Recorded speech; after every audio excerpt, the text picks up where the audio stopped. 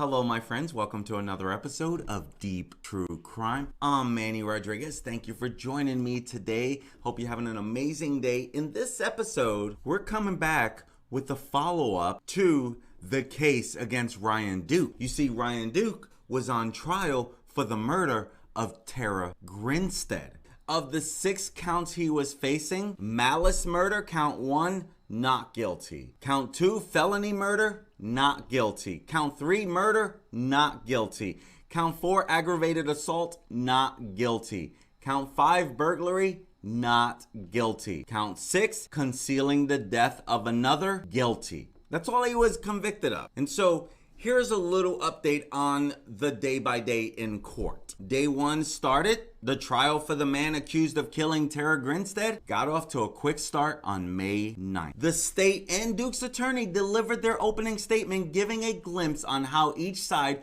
would present and argue the case. Their arguments focused on the February 2017 confession from Ryan Duke. The GBI says Duke confessed spontaneously and unsolicited to investigators that he killed Grinstead. The prosecution, they said that he confessed to the murder in more than one way. In his interview with agents, by physically writing out in detail what he says he did to murder her. And he also had what the prosecution called guilty knowledge. Now, the defense side that said the confession was false, and though Duke repeatedly confessed, his attorney said he was under the influence of narcotic pain medicine. They said that he also falsely confessed because he feared Bo Dukes, who was Ryan's former friend and roommate, who the defense implied is the one responsible. You know, aside from the confession, jurors also heard about the glove, which the state said is the vital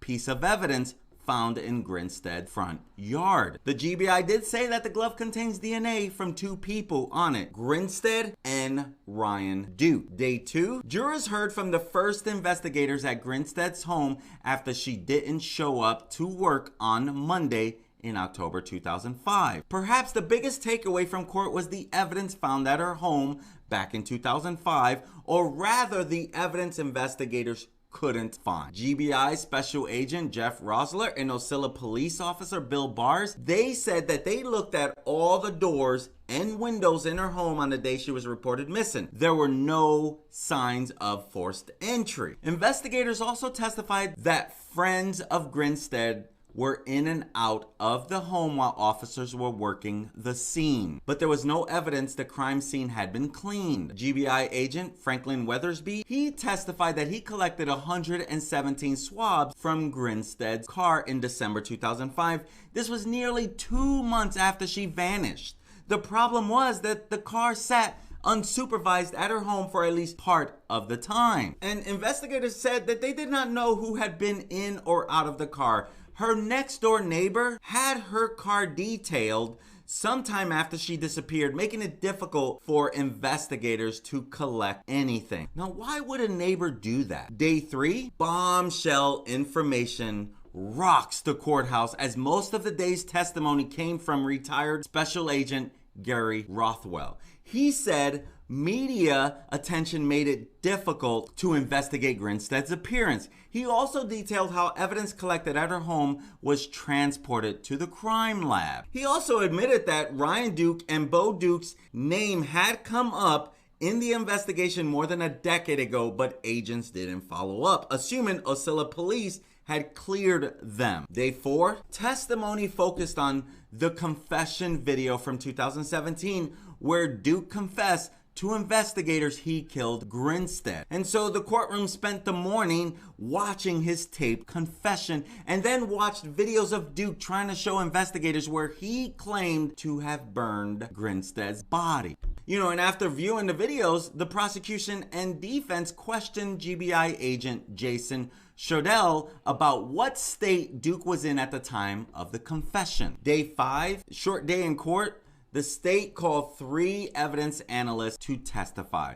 Now, day 6, defense attorneys questioned prosecution witnesses on whether there was any forensic evidence tying Duke to Faye Grinstead's murder. A forensic specialist testified DNA recovered from bone fragments at a pecan grove in Ben Hill County was inconclusive, meaning prosecutors could not confirm it was Grinstead's remains. The state rested its case. Now, it's hard to not believe that this is Grinstead's remains, considering that they both were able to point to this pecan grove in Ben Hill County. They were able to direct police right to it, to where they said they buried Grinstead's body. So I don't know how much more proof you need other than they both said it was going to be over there. Duke's defense team said none of the evidence presented proved Grinstead died of a homicide. So the defense asked the judge for a directed verdict. It was overruled and the defense began presenting case. Day 7, Ryan Duke